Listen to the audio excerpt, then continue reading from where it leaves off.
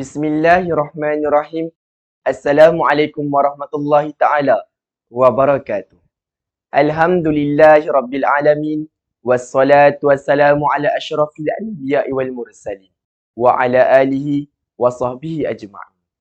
Puji dan syukur kehadrat ilahi kerana diberikan peluang dan ruang untuk berada di sini bagi memberikan sedikit tazkirah mengenai 10 malam terakhir Ramadan.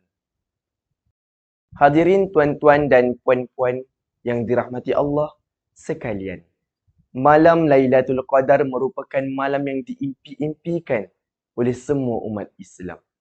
Ini kerana Allah Subhanahu Wa Taala telah menjanjikan kelebihan dan ganjaran yang sangat besar pada malam Lailatul Qadar. Ini bertepatan dengan perbuatan baginda Rasulullah sallallahu alaihi wasallam sebagaimana di dalam hadis yang bermaksud Rasulullah sallallahu alaihi wasallam berusaha sedaya upaya pada malam 10 terakhir Ramadan melebihi usahanya pada malam-malam yang lain. Ini menunjukkan kepada kita bahawa kita juga perlu berusaha pada 10 malam terakhir Ramadan dalam mengerjakan amal kebaikan untuk mendapatkan ganjaran dan kelebihan yang telah dijanjikan oleh Allah Subhanahu Wa Taala. Di dalam hadis Nabi juga yang bermaksud carilah malam Lailatul Qadar pada malam-malam ganjil dalam 10 malam terakhir Ramadan.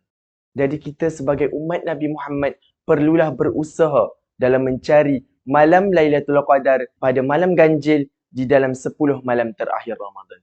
Tiada alasan untuk kita tidak mencari malam Lailatul Qadar ini. Kerana kelebihan dan ganjaran yang sangat besar ini tidak dapat diungkapkan. Kerana sangat-sangat besar ganjarannya jika kita mengerjakan amal ibadah dan kebaikan pada malam Lailatul Qadar. Antara kelebihan malam Lailatul Qadar adalah yang pertama, lebih baik daripada 1000 bulan. Sebagaimana Allah berfirman dalam surah Al-Qad, A'udzu billahi minasyaitonir rajim. Lailatul Qadri khairum min alfi syahr. Yang bermaksud malam Lailatul Qadar lebih baik daripada 1000 bulan. 1000 bulan bersamaan dengan 83 tahun. Cuba tuan-tuan bayangkan kita mengerjakan amal kebaikan pada malam Lailatul Qadar. Kebaikan dan ganjarannya bersamaan dengan 83 tahun. Tidak masuk akal, tetapi inilah realitinya apabila kita melakukan amal kebaikan pada malam Lailatul Qadar. Yang kedua, turunnya Jibril dan para malaikat. Ini kerana cuba kita bayangkan pada malam Lailatul Qadar kita sedang membaca Al-Quran. Turunnya malaikat daripada langit turun ke bumi.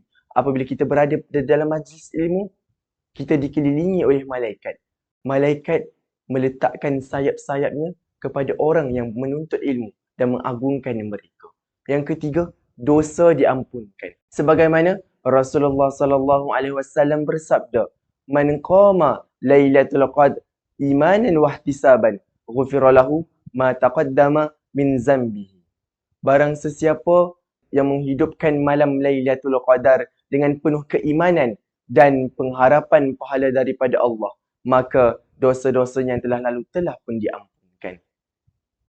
Hadirin tuan-tuan dan puan-puan sekalian, cuba bayangkan dalam kita mencari Lailatul Qadar ini, kita terjumpa, kita mengerjakan amal kebaikan itu pada malam Lailatul Qadar.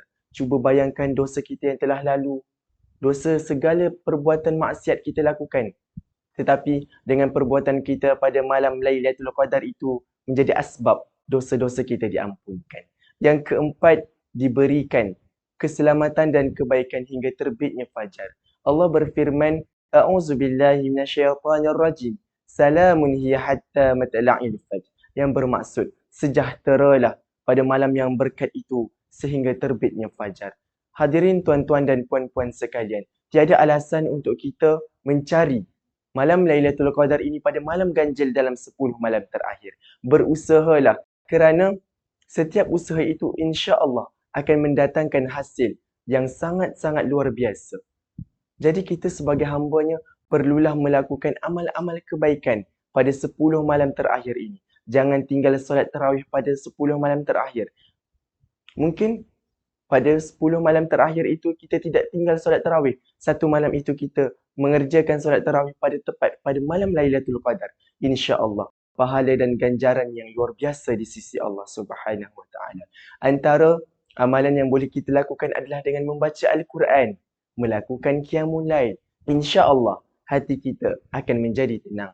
Sekian, wabillahi taufik wal hidayah. Wassalamualaikum warahmatullahi taala wabarakatuh.